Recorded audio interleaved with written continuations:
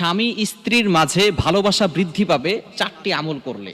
বিশেষ করে বর্তমানে আমাদের ম্যাক্সিমাম জায়গায় বিগেস্ট প্রবলেম হচ্ছে হুজুর, সংসারের ভিতরে শান্তি নাই। স্বামী স্ত্রীকে দেখতে পারে না, স্ত্রী স্বামীকে দেখতে পারে না, প্রত্যেকটা জায়গায় জায়গায় ঝগড়া লেগেই আছে। আমি চারটি আমলের কথা বলবো, যদি আপনি আমলগুলো করতে পারেন, যদি কারো স্বামী খারাপ হয় তাহলে স্ত্রী আমলগুলো করবে, যদি কারো স্ত্রী খারাপ হয় তাহলে স্বামী এই চারটি আমল করবে। ইনশাআল্লাহ অবশ্যই আল্লাহ পাক রব্বুল আলামিন ওই স্বামী স্ত্রীর ভিতরে মহব্বত সৃষ্টি করে দিবেন। নাম্বার ওয়ান, এক নাম্বার হচ্ছে পবিত্র কোরআনুল কারীমের ভিতরে একটি আয়াত রয়েছে, সূরা ফুরকানের 74 নম্বর আয়াত। আমরা অনেকেই আমলটি করে থাকি, আমি নিজেও এই আমলটি করি, অনেক ওলামায়ে কেরাম এই আমলটি করে থাকেন এবং যারা আমলটি করেছে তারাও কিন্তু অনেকটা উপকৃত হয়েছে। আপনি আমলটি মাস্ট বি 5 ওয়াক্ত নামাজের পরেই করবেন। সূরা ফুরকানের 74 নম্বর আয়াত, 19 নম্বর পারার 5 নম্বর পৃষ্ঠার 6-7 নম্বর লাইনে রয়েছে, রব্বানা হাব লানা মিন আজওয়াজিনা ওয়া যুররিয়াতিনা কুররাতা আয়ুন ওয়াজআলনা লিল মুত্তাকিনা ইমামা। এক নম্বর আমল হচ্ছে সূরা ফুরকানের 74 নম্বর আয়াত আপনি 5 ওয়াক্ত নামাজের পরে আল্লাহর কাছে দোয়া করবেন। এমনকি নফল নামাজে সেজদায় গিয়ে আপনি আল্লাহর কাছে দোয়া করবেন। যেহেতু সেজদায় গিয়ে, ফরজ নামাজে নয়, ফরজ নামাজে সেজদায় গিয়ে কোরআনের কোনো আয়াত পড়া যাবে না, তবে নফল নামাজে আপনি সেজদায় গিয়ে দোয়ার ক্ষেত্রে কোরআনের আয়াত পড়তে পারেন, এতে কোনো সমস্যা নাই। তাহলে এক নম্বর আমল হচ্ছে সূরা ফুরকানের 74 নম্বর আয়াত বেশি বেশি পড়া। নাম্বার 2, দ্বিতীয় নাম্বার হচ্ছে উত্তম আচরণ করা। দুইজন উত্তম আচরণ করবে, একজন আরেকজনের সাথে ভালো ব্যবহার করবে। আমরা মানুষের সাথে ভালো ব্যবহার করি, কাস্টমার যে দোকান আছে কাস্টমারের সাথে ভালো ব্যবহার করে। যদি দোকানে কোনো মেয়ে আসে তাহলে তার সাথে খুব সুন্দর করে রস দিয়ে কথা বলে, স্ত্রীর সাথে ভালো করে কথা বলে না, এরকম পুরুষ সমাজে আছে না নাই?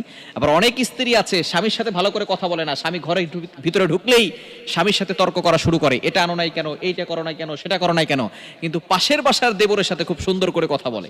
এরকম কিছু নারী সমাজে আছে না নাই? খবরদার, এটা কখনো করবেন না। স্ত্রী যদি কালো হয় সেটা আপনার স্ত্রী, তার ভিতরেই শান্তি রয়েছে। স্বামী যদি বাজেও হয় আপনি স্বামীর জন্য দোয়া করেন, তার ভিতরেই আপনার সফলতা রয়েছে, তার কাছেই আপনার শান্তি রয়েছে। স্বামী ছাড়া অন্য কোথাও কিন্তু আপনি শান্তি পাবেন না। এজন্য দুইজনে উত্তম আচরণ করার চেষ্টা করবেন। নবীজি সাল্লাল্লাহু আলাইহি সাল্লাম জানিয়ে দিয়েছেন, স্বামী তার স্ত্রীর সাথে ভালো ব্যবহার করবে, স্ত্রী স্বামীর সাথে ভালো ব্যবহার করবে। একজন হয়তো রেগে যেতেই পারে, একজন রাগ হয়ে গেলে আরেকজন রাগ হবেন না, সাইলেন্ট থাকবেন, চুপ থাকবেন, কিপ সাইলেন্ট, রিল্যাক্স, কুল হয়ে যাবেন। দ্বিতীয় নাম্বার হচ্ছে উত্তম আচরণ করা। 3 নাম্বার হচ্ছে খুবই গুরুত্বপূর্ণ, সেটা হচ্ছে সালাম দেওয়া এবং উপহার, উপঢৌকন দেওয়া। আমরা সালাম দিতে চাই না, স্বামী স্ত্রীকে সালাম দেয় না, লজ্জা লাগে, স্ত্রীও স্বামীকে সালাম দেয় না, লজ্জা লাগে। খবরদার, এটা করবেন না। সালামের আদান প্রদান বাড়িয়ে দেন।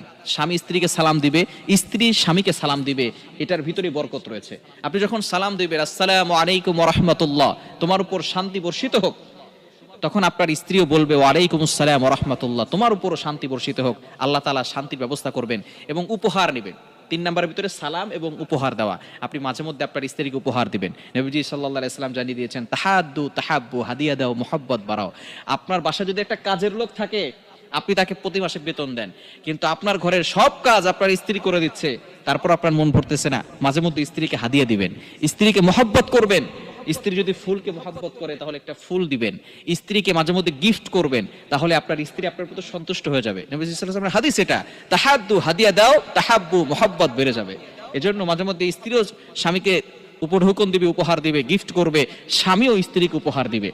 এবং 4 নাম্বার হচ্ছে খুবই গুরুত্বপূর্ণ, সেটা হচ্ছে সকল ধরনের গুনাহের কাছ থেকে বিরত থাকতে হবে, আল্লাহর আনুগত্য করতে হবে। পাপ কাজ যদি বেড়ে যায়, যদি কোনো স্বামী স্ত্রীর মাঝে কেউ যদি পাপ কাজ বেশি করে, তাহলে আস্তে আস্তে স্বামী স্ত্রীর ভিতরে ঝগড়া লেগে যায়, আস্তে আস্তে অশান্তি চলে আসে। এজন্য পাপ কাজ, গুনাহের কাছ থেকে দূরে সরে আসতে হবে এবং আল্লাহর আনুগত্য করতে হবে, নামাজ পড়তে হবে, হালালভাবে চলতে